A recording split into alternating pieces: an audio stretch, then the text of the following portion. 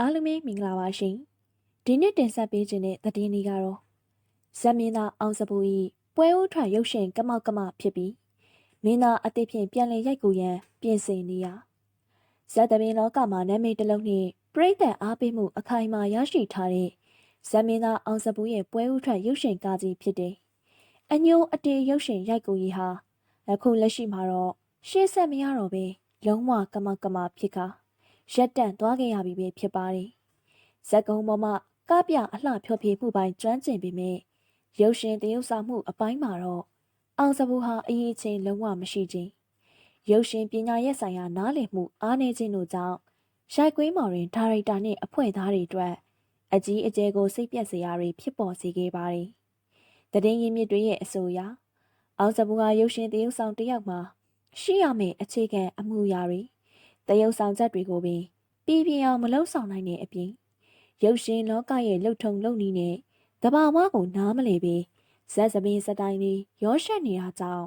ရိုက်ကူးထားတဲ့ရုပ်ရှင်ဖိုင်တွေကိုအသုံးပြုလို့မရတဲ့အထိဖြစ်ခဲ့ရပါတယ်။ကင်မရာရှိမှတဘာဝကြကြတရုပ်ဆောင်ရမယ့်အစားဇက်ခုံမော်ကလိုအတန်နေအတန်သားနဲ့အမူအရာတွေလှုပ်ဆောင်နေတာကြောင့်ဒါရိုက်တာဖြစ်သူကအကြိမ်ကြိမ်ပြင်ဆင်ခိုင်းခဲ့တော်လေဘာမှလွတ်တဲ့ကိုင်တက်ခြင်းမရှိပဲရိုက်ကူးရေးလုပ်ငန်းစဉ်တစ်ခုလုံးကိုအချိန်ကြန့်ကြောင်ပြုလုပ်ခဲ့သူပဲဖြစ်ပါတယ်။၎င်း၏အားနည်းချက်များကြောင့်ရိုက်ကွင်းတစ်ခုလုံးကိုနာရီပေါင်းများစွာစောင့်ဆိုင်ရခြင်း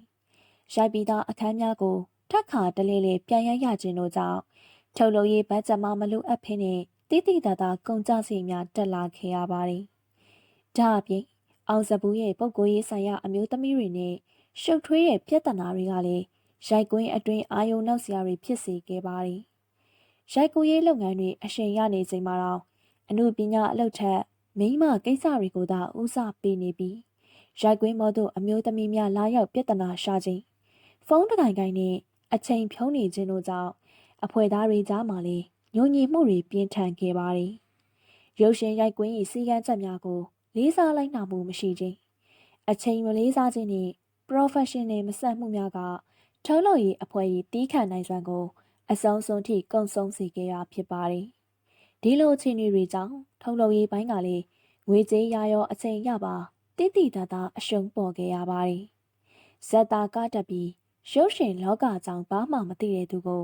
ခေါင်းဆောင်မင်းသားအဖြစ်တင်ရိုက်မိတာဟာအမှားကြီးတစ်ခုပဲဟုရိုက်ကွင်းအတွင်လူများကနောင်တတကြနဲ့ပြောဆိုနေကြပါတယ်။အောင်စပူအနေထားနဲ့ရုပ်ရှင်သရုပ်ဆောင်မှုဟာဇက်ခုံဘောကကားပြတာနဲ့အလှမ်းဝေးကွာလှတယ်ဆိုတာကိုနားမလည်ခဲ့ပေတရုပ်ဆောင်ပညာကိုလွယ်လွယ်ကူကူနဲ့ထင်မှတ်ခဲ့ခြင်းက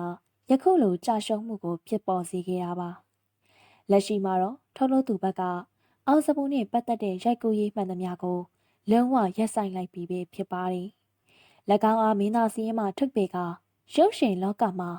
အမှန်တကယ်အရေးချင်းရှိတဲ့မင်းသားအသစ်တအုပ်နဲ့အစားထိုးပြီးဇက်ကားကိုအစကနေပြန်လည်ရိုက်ကူဖို့အပူတပြင်းပြင်ဆင်နေပြီဖြစ်ပါတယ်။ရုပ်ရှင်လောကကိုအထင်သေးပြီးတော့ဝင်ရောက်လာတဲ့သူတွေအတွက်ဒါဟာကြီးမားတဲ့သင်ခန်းစာတစ်ခုဖြစ်စေခဲ့တယ်လို့အောင်စပူရဲ့အမှုပညာဂုဏ်သိက္ခာပုံမှာလေဝေဖန်မှုတွေပြင်းထန်နေက၎င်း၏နာမည်ပြတ်မှုကြောင့်